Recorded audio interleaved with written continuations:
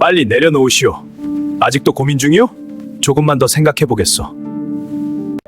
여보, 그 패 내려놓으세요. 지는 패입니다. 설날 밤 도박판에 여자가 들어왔습니다.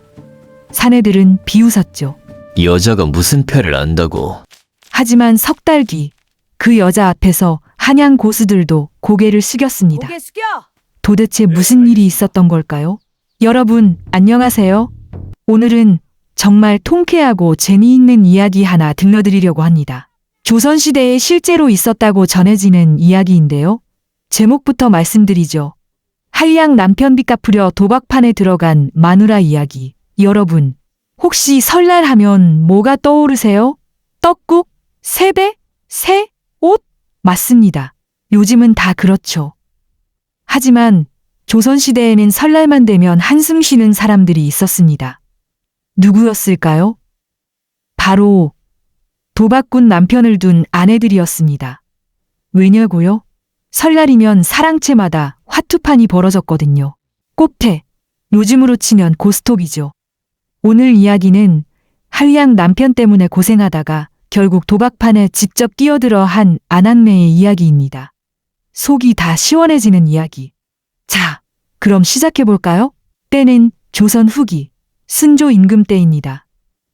경기도 남쪽 어느 작은 고을에 박서방이라는 사내가 살고 있었습니다. 박서방, 한마디로 정의하자면 한량이었습니다. 한량이 뭐냐고요? 요즘 말로 하면 백수죠. 그것도 품위 있는 백수. 박서방은 글을 아주 못하는 건 아니었습니다. 천자문은 뗐고 사서삼경도 조금은 알았습니다. 말 재주도 좋았고 술도 제법 마셨습니다. 외모도 그럭저럭 봐줄만 했죠. 키도 크고 수염도 멋들어지게 길렀습니다. 걸어다니는 꼴을 보면 제법 양반 같았습니다. 문제는 일을 안 했다는 겁니다. 아침에 일어나면 사랑채에 앉아서 책을 펼쳐놓고 하품을 했습니다. 점심때가 되면 친구네 집으로 놀러 갔습니다. 저녁에는 술 한잔하고 밤이 되면 코골며 잤습니다.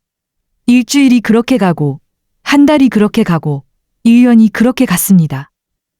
박서방은 늘 같은 말을 했습니다. 사내 대장부가 어찌 평생 흙이나 만지고 살겠느냐. 나는 큰일을 할 사람이라고 말이죠. 큰일이요? 뭔 큰일이냐고 물어보면 대답은 늘 똑같았습니다. 글쎄, 아직은 때가 아니라고, 곧 기회가 온다고 했습니다. 그 기회가 언제 오는지는 박서방도 몰랐습니다. 아니, 사실 오지도 않았습니다. 마누라는요? 열심히 살았죠. 박서방의 인생이 완전히 꼬이기 시작한 건 어느 설날이었습니다. 설날 아침, 이웃집 김서방이 찾아왔습니다. 박형씨, 오늘 설인데 우리 사랑채에서 한판 하지 않겠느냐고 했습니다. 박서방은 처음엔 손사래를 쳤습니다. 나는 그런 거 안 한다. 도박은 사내가 할 짓이 못 된다고 했습니다. 김서방이 웃으며 말했습니다. 도박이 아니라 놀이라고. 그냥 심심풀이로 패나 몇 장 돌리자는 거라고 했습니다. 걸어봤자 땔감값 정도라고 했죠. 땔감값. 그날에 박서방은 마음이 흔들렸습니다. 땔감값이면 큰 돈도 아니고 설날인데 한 판 정도야 괜찮겠다 싶었습니다. 그래서 한 판만 하겠다고 했습니다. 이 한마디가 모든 비극의 시작이었습니다. 그날 저녁 박서방은 땔감값을 잃고 돌아왔습니다. 하지만 괜찮다고 생각했습니다. 한 번 정도야 뭐 그럴 수 있지. 다음엔 따면 되지. 문제는 그 다음이었습니다. 정월 대보름날 김서방이 또 찾아왔습니다. 박형씨, 오늘 한 판 어떠하냐고 했습니다. 박서방은 잠깐 망설였지만 이번엔 자기가 이길 차례 아니냐는 김서방 말에 또 갔습니다. 그리고 또 졌습니다. 이번엔 술값을 잃었습니다. 다음엔 따면 되지 뭐. 단오날 또 갔습니다. 또 졌습니다. 이번엔 쌀값이었습니다. 추석날 또 갔습니다. 또 졌습니다. 이번엔 응자성년이었습니다. 박서방은 점점 깊이 빠져들었습니다. 도박이란 게 그렇습니다. 이기면 더 하고 싶고 지면 본전 생각이 나서 더 하게 됩니다. 그렇게 1년이 지났습니다. 여보, 장롱이 어디 갔어? 박서방이 웃으며 대답했습니다. 아, 그거? 친구한테 잠깐 빌려줬다고 곧 돌려받을 거라고 했습니다. 여보, 녹그릇은요? 그것도 잠깐 맡긴 거라고 걱정 말라고 했습니다. 한 달 뒤 혼수로 가져온 비녀가 사라졌습니다. 이번엔 정씨 부인이 참지 못했습니다. 여보, 제 비녀까지 어떻게 된 겁니까? 박서방은 더 이상 웃지 못했습니다. 미안하다고 곧 찾아올 거라고만 했습니다. 하지만 찾아온 건 물건이 아니라 빚쟁이였습니다. 어느 날 저녁 대문을 쾅쾅 두드리는 소리가 났습니다. 정씨 부인이 문을 열자 험상궂은 사내 둘이 서 있었습니다. 박서방 댁이냐고 물었습니다. 네, 그런데요? 박서방이 지금 집에 있느냐고 무섭게 물어봤습니다. 정씨 부인이 떨리는 목소리로 물었습니다. 무슨 일이십니까? 사내 하나가 종이를 펼쳤습니다. 거기엔 빈 목록이 빼곡히 적혀 있었습니다. 박서방이 자기한테 진 돈이 은자 10선냥이라고 했습니다. 이번 설 전까지 갚지 않으면 자기네들도 어쩔 수 없다고 했습니다. 그 어쩔 수 없다는 게 무슨 뜻인지는 굳이 설명하지 않아도 알 수 있었습니다. 은자 10단양, 요즘 돈으로 치면 몇백만 원은 좋게 되는 돈이었습니다. 정씨 부인은 그제야 깨달았습니다. 남편이 도박에 얼마나 깊이 빠져 있는지를. 광이다. 아이고, 비 막혔네. 한 판 더, 한 판만 더. 정씨 부인은 문틈으로 안을 들여다봤습니다. 연초 연기가 자욱한 방 안에 사내들이 둘러앉아 있었습니다. 그 중앙에 남편 박서방이 있었습니다.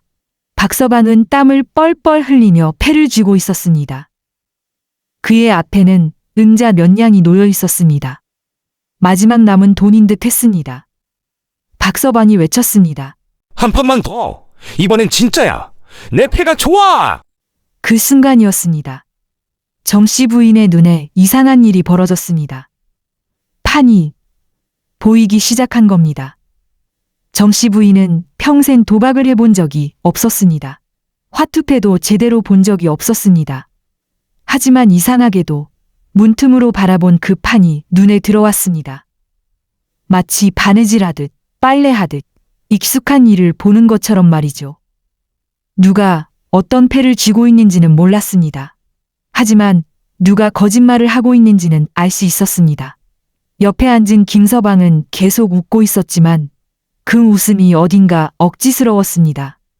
손을 자꾸 만지작거렸고 눈동자가 불안하게 움직였습니다. 저 사람 패가 안 좋은가 보다. 맞은편에 앉은 이서방은 일부러 한숨을 쉬었습니다. 하지만 입꼬리가 살짝 올라가 있었습니다. 저 사람 패가 좋아서 숨기고 있구나. 그리고 남편 박서방은 정씨 부인은 한눈에 알았습니다. 남편이 쥔 패가 최악이라는 걸. 박서방은 자기 패를 보며 좋아했지만 정씨 부인은 박서방의 표정을 보고 알았습니다. 저건 허세다. 저 패는 지는 패다. 정씨 부인은 더 이상 참지 못하고 문을 벌컥 열었습니다. 문이 열리자 사랑채 안이 조용해졌습니다. 사내들이 일제히 돌아봤습니다. 여자가 도박판에 들어오는 건 조선에서 거의 없는 일이었으니까요. 더군다나 설날 밤 도박판에 여자가 들어온다? 이건 정말 보기 드문 광경이었습니다. 박서방이 깜짝 놀라 벌떡 일어났습니다. 여보, 여기는 왜? 정씨 부인은 남편에게 다가가 조용히 말했습니다. 그 패 내려놓으세요. 박서방이 당황하며 말했습니다. 무슨 소리요? 내 패가 좋단 말이오. 정씨 부인은 박서방의 패를 슬쩍 봤습니다. 띠 2장, 자패 몇 장, 최악의 패였습니다. 정씨 부인이 다시 말했습니다. 내려놓으세요. 그 패는 지는 패입니다. 판에 앉아있던 김서방이 비웃으며 말했습니다. 아씨, 여자가 무슨 패를 알겠어?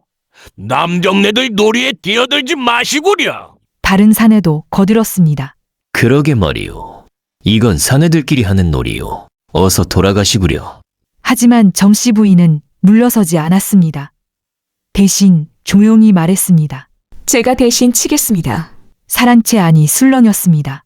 뭐? 여자가 도박을 친다고? 하하! 이게 무슨 일이야? 박서방이 황급히 말했습니다. 여보, 정신 차리시오. 당신이 무슨 패를? 정씨 부인이 박서방을 쳐다봤습니다. 그 눈빛에는 평소와 다른 무언가가 있었습니다. 단호함이었습니다. 박서방은 본능적으로 입을 다물었습니다. 판을 주도하던 김서방이 웃으며 말했습니다. 남편이 진 돈 중에서 은자 5냥을 걸겠습니다. 은자 5냥? 하하! 줬소! 받았소! 패가 돌려졌습니다. 정씨 부인은 처음으로 화투를 손에 쥐었습니다. 하지만 이상하게도 전혀 떨리지 않았습니다. 오히려 편안했습니다. 마치 바느질하듯 빨래하듯 익숙한 일을 하는 것 같았습니다. 정씨 부인은 패를 펼쳤습니다. 광 2장, 띠 1장, 열근 몇 장. 나쁘지 않은 패였습니다. 하지만 정씨 부인은 패만 보지 않았습니다. 사람을 봤습니다. 맞은편에 앉은 김서방의 손이 미세하게 떨리고 있었습니다. 긴장하고 있구나. 패가 좋지 않은가 보다. 옆에 앉은 이서방은 계속 헛기침을 했습니다. 저 사람은 패가 너무 좋아서 들뜬 거야. 정씨 부인은 조용히 패를 내려놓기 시작했습니다. 1장, 2장, 3장. 그녀는 서두르지 않았습니다. 욕심내지도 않았습니다. 그저 판의 흐름을 읽으며 필요한 패만 모았습니다. 그리고 마지막 순간 정씨 부인이 조용히 말했습니다. 광입니다. 사랑채가 조용해졌습니다. 정씨 부인의 앞에는 광 3장이 놓여 있었습니다. 김서방이 황급히 자기 패를 펼쳤습니다. 띠와 자패뿐이었습니다. 이서방도 마찬가지였습니다. 정씨 부인의 완승이었습니다. 사랑채 안에서 한숨 소리가 새어나왔습니다. 저런 첫판에 운이 좋았구만! 하지만 정씨 부인은 알았습니다. 이건 운이 아니라는 걸. 그날 밤 정씨 부인은 은자 5냥을 되찾았습니다. 그날 이후 마을에 소문이 퍼지기 시작했습니다. 박서방 마누라가 도박을 한대. 그것도 한 번에 이겼다더라. 여자가 무슨 도박을. 하지만 소문은 거기서 그치지 않았습니다. 설이 지나고 보름이 지나자 또 다른 소문이 돌았습니다. 박서방 마누라 또 이겼대. 이번엔 은자 10냥을 땄다더라. 정씨 부인의 소문은 마을을 넘어 고을까지 퍼졌습니다. 그러던 어느 날 한양에서 내려왔다는 사내가 마을에 나타났습니다. 이 사내 자기소개가 대단했습니다. 나는 한양에서 꽃패로 집 3채를 딴 사람이라고 했습니다. 광만 봐도 판을 읽을 수 있다고 했습니다. 한양의 양반집 도련님들도 자기한테 배웠다고 했습니다. 말만 들으면 천하제일 고수였습니다. 마을 사람들이 술렁거렸습니다. 와, 저 사람 진짜 대단한가 보다. 박서방 마누라랑 한판 붙으면 어떻게 될까? 사람들은 정씨 부인과 그 허풍쟁이를 붙여보고 싶어 했습니다. 그날 저녁 큰 사랑채에 사람들이 모였습니다. 구경꾼만 20명이 넘었습니다. 허풍쟁이 사내는 폼을 잡으며 들어왔습니다. 비단 옷을 입고 시험을 멋들어지게 쓰다듬으며 거들먹거리며 걸어왔습니다. 정씨 부인은 조용히 자리에 앉았습니다. 그리고 그 사내를 봤습니다. 정씨 부인은 단번에 알았습니다. 저 사람 허풍쟁이구나. 어떻게 알았냐고요? 손을 봤기 때문입니다. 그 사내의 손은 너무 바빴습니다. 패를 섞을 때마다 괜히 크게 섞고 괜히 한숨 쉬고 괜히 패를 탁탁 두드렸습니다. 진짜 고수는 조용합니다. 허풍쟁이만 시끄럽습니다. 판이 시작됐습니다. 허풍쟁이 사내는 패를 받자마자 웃었습니다. 패가 좋군. 이번엔 끝났소. 정씨 부인은 아무 말도 하지 않았습니다. 그저 조용히 패를 내려놓았습니다. 결과는 정씨 부인의 압승이었습니다. 허풍쟁이 사내는 1판, 2판, 3판 연속으로 졌습니다. 급기야 마지막엔 입고 있던 옷까지 걸었다가 잃었습니다. 그 사내, 속꽃바람으로 사랑채를 빠져나갔습니다. 사람들은 배를 잡고 웃었습니다. 한양에서 집 3채를 땄다더니 여기선 속옷까지 잃었네. 그날 이후 마을에서 이런 말이 돌기 시작했습니다. 박서방 마누라는 사람을 먼저 잡는다더라. 정씨 부인은 꾸준히 도박판에 나갔습니다. 하지만 욕심을 부리지 않았습니다. 큰 판에는 나서지 않았습니다. 딱 필요한 만큼만 이겼습니다. 남편의 빚 하나씩 하나씩 갚아 나갔습니다. 쌀값빚, 술값빚, 비단값빚, 녹그릇빚, 장롱빚. 석 달이 지나자 빚의 절반이 정리됐습니다. 반년이 지나자 빚의 대부분이 사라졌습니다. 1년이 지나자 마침내 모든 빚이 정리됐습니다. 빚쟁이들이 집 앞에 와서 고개를 숙였습니다.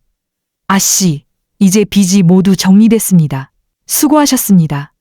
정씨 부인은 그날 밤 처음으로 편히 잠을 잤습니다. 아이러니하게도 아내가 판을 장악하자 남편 박서방은 도박을 끊었습니다. 판에 앉아도 아내 옆에 앉아 조용히 있었습니다. 아내가 패를 잡으면 그저 옆에서 지켜봤습니다.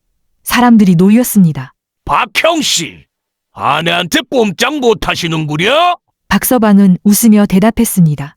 내가 치면 지고 아내가 치면 이기니 이게 집안의 법도요. 사람들은 웃었지만 그 웃음에는 존중이 섞여 있었습니다. 박서방은 그 후로 정말 달라졌습니다. 아침에 일찍 일어나 밭에 나가기 시작했습니다. 잠터에 나가 장사도 했습니다. 처음에는 서툴렀지만 점점 나아졌습니다. 정씨 부인이 물었습니다. 여보, 갑자기 웬일이세요? 박서방이 대답했습니다. 당신이 판에서 사람들을 이기는 걸 보면서 깨달았소. 인생도 판이더군요. 내가 지금까지 인생판에서 계속 진 거요. 정씨 부인은 웃으며 말습니다. 늦었지만 다행이네요. 설날이 3번 지나자 사람들은 정씨 부인을 이렇게 불렀습니다. 꽃에 보는 여인, 광을 아끼는 손, 그리고 결국 조선 최고 타짜. 정씨 부인의 소문은 경기도를 넘어 한양까지 퍼졌습니다. 한양의 양반들도 정씨 부인 이야기를 들었습니다. 여자가 도박을 한다고? 그것도 한 번도 안 진다고? 믿을 수 없는 일이었습니다.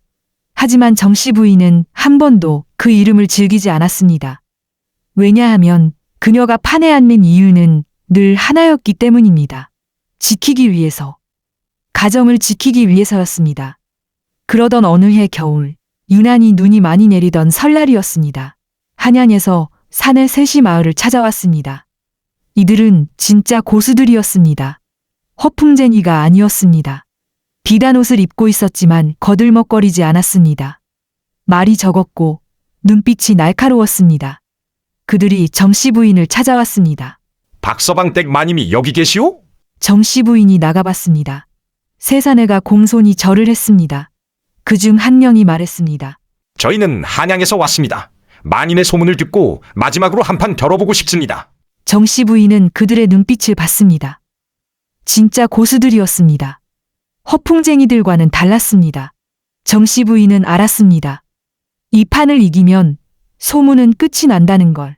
이 판을 이기면 더 이상 도박판에 나갈 필요가 없다는 걸. 정씨 부인이 고개를 끄덕였습니다. 좋습니다. 김서방 댁 사랑채에서 하시죠. 그날 저녁 마을 전체가 술렁거렸습니다. 한양에서 진짜 고수들이 왔다더라. 오늘 밤 큰 판이 벌어진다더라. 구경꾼이 30명도 넘게 모였습니다. 사랑채 안은 숨소리조차 조심스러웠습니다. 한양에서 온 세 사내는 확실히 달랐습니다. 패를 섞는 손놀림부터 남달랐습니다. 빠르고 정확하고 조용했습니다. 한 사내는 30쯤 닿고 눈빛이 예리했습니다. 다른 사내는 40쯤 됐고 손이 안정적이었습니다. 세 번째 사내는 50이 넘었고 말이 거의 없었습니다. 정씨 부인은 조용히 자리에 앉았습니다. 판이 시작됐습니다. 첫 판. 정씨 부인이 이겼습니다. 하지만 아슬아슬했습니다. 30쯤 된 사내가 고개를 끄덕였습니다. 하하, 역시 소문대로군요. 두 번째 판. 40쯤 된 사내가 이겼습니다. 정씨 부인이 처음으로 졌습니다. 구경꾼들이 술렁거렸습니다. 하지만 정씨 부인은 놀라지 않았습니다. 오히려 미소를 지었습니다. 역시 진짜 고수들이구나. 세 번째 판. 50이 넘은 사내가 이겼습니다. 정씨 부인이 또 졌습니다. 사람들이 걱정하기 시작했습니다. 어떡하지? 이번엔 질 수도 있겠는데. 하지만 정씨 부인은 여전히 침착했습니다. 네 번째 판부터 분위기가 달라졌습니다. 정씨 부인은 패를 받고 한참을 생각했습니다. 그리고 깨달았습니다. 아, 내가 욕심을 부렸구나. 이기려고만 했지 판을 즐기지 않았구나. 정씨 부인은 마음을 비웠습니다. 욕심을 버렸습니다. 이기고 지는 것에 연연하지 않기로 했습니다. 그저 판의 흐름을 읽기로 했습니다. 네 번째 판, 정씨 부인이 이겼습니다. 다섯 번째 판, 정씨 부인이 이겼습니다. 여섯 번째 판, 정씨 부인이 이겼습니다. 한양에서 온 세 사내가 놀란 눈으로 정씨 부인을 봤습니다. 뭔가 달라졌습니다. 정씨 부인의 눈빛이, 손놀림이, 모든 것이 달라졌습니다. 마지막 판이었습니다. 일곱 번째 판, 정씨 부인의 손에 관이 들어왔습니다. 하지만 정씨 부인은 고를 외치지 않았습니다. 그저 조용히 패를 내려놓았습니다. 그리고 마지막 패를 받았습니다. 피 한 장. 사랑채가 조용해졌습니다. 정씨 부인이 조용히 말했습니다. 설날엔 욕심을 버려야 합니다. 그래야 복이 들어옵니다. 그 판, 정씨 부인의 완승이었습니다. 한양에서 온 세 사내가 고개를 숙였습니다. 50이 넘은 사내가 말했습니다. 우리가 졌소. 마님은 패가 아니라 인생을 읽으시는 구려. 그날 이후 정씨 부인은 도박판에 나오지 않았습니다. 사람들이 찾아와서 한 판만 더 하자고 했지만 정씨 부인은 고개를 저었습니다. 이제 그만할 때가 됐습니다. 할 일을 다 했으니까요. 남편 빚도 갚았고 집안도 추스렸고 남편도 달라졌습니다. 이제 도박판에 나갈 이유가 없었습니다. 사랑채에는 정씨 부인의 전설만 남았습니다. 설날만 되면 사람들은 이야기했습니다. 기억나나? 박서방 마누라가 한양 고수들을 이긴 그날 밤. 정말 대단했지. 여자가 어떻게 저렇게 도박을 잘할 수 있지? 사람들은 고개를 끄덕이며 술잔을 기울였습니다. 박서방은 잠터에서 작은 가게를 열었습니다. 곡식을 사고 파는 가게였습니다. 정씨 부인은 계산을 맡았습니다. 신기하게도 그 가게는 한 번도 속지 않았습니다. 사람들이 곡식 속에 돌을 섞어 팔려고 해도 정씨 부인은 단번에 알아봤습니다. 사람들이 저울을 속이려고 해도 정씨 부인은 눈치챘습니다. 왜냐고요? 정씨 부인은 사람을 읽는 법을 알았으니까요. 도박판에서 배운 거였습니다. 누가 거짓말을 하는지, 누가 속이려는지 눈빛만 봐도 알 수 있었습니다. 가게는 날로 번창했습니다. 사람들은 수군댔습니다. 그 집 아씨는 패도 보고 사람도 본다더라. 저 집에서는 속임수가 안 통한다더라. 세월이 흘러 정씨 부인에게 손주들이 생겼습니다. 어느 설날 밤 손주들이 할머니에게 물었습니다. 할머니가 도박을 정말 잘했다는 게 사실이에요? 그래. 할머니가 젊었을 때 꽃배를 좀 쳤단다. 손주들이 눈을 반짝이며 물었습니다. 어떻게 그렇게 잘할 수 있었어요? 정씨 부인이 손주들을 모아놓고 말했습니다. 할머니가 비법을 알려줄게. 첫째, 욕심을 부리지 마라. 욕심을 부리면 판이 보이지 않는단다. 둘째, 패가 아니라 사람을 봐라. 패는 거짓말을 하지 않지만 사람은 거짓말을 한단다. 셋째, 이기고 지는 것에 연연하지 마라. 판을 즐겨라. 넷째, 딱 필요한 만큼만 따라. 그 이상은 복이 된단다. 손주들이 고개를 끄덕였습니다. 그런데 할머니, 그게 도박에서만 통하는 거예요? 정씨 부인이 미소 지으며 말했습니다. 아니란다. 인생도 마찬가지란다. 욕심을 부리지 말고 사람을 잘 보고 결과에 연연하지 말고 필요한 만큼만 가져라. 그럼 인생이라는 판에서 지지 않는단다. 이 이야기는 대대로 전해져 내려왔습니다. 한량 남편, 빚 갚으려 도박판에 들어간 마누라, 조선 최고 타짜가 되다. 사람들은 그 이야기를 들으며 웃었습니다. 하지만 웃음 뒤에는 교훈이 있었습니다. 욕심을 부리는 사람은 판에서 지고 판을 읽는 사람은 인생을 이긴다는 것.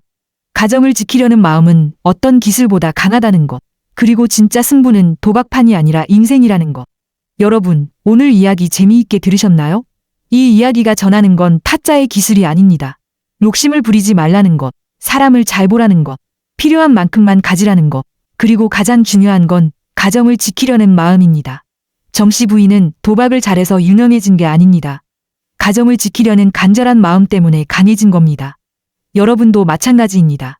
인생이라는 판에서 이기려면 욕심을 버리고 사람을 잘 보고 가족을 지켜야 합니다. 오늘 밤 패 대신 가족 얼굴을 보시길 바라며 이난 이야기를 마치겠습니다. 여러분, 감사합니다. 밤의 노다지의 오늘 이야기 마음에 드셨다면 구독과 좋아요로 다음 이야기에 힘을 주세요.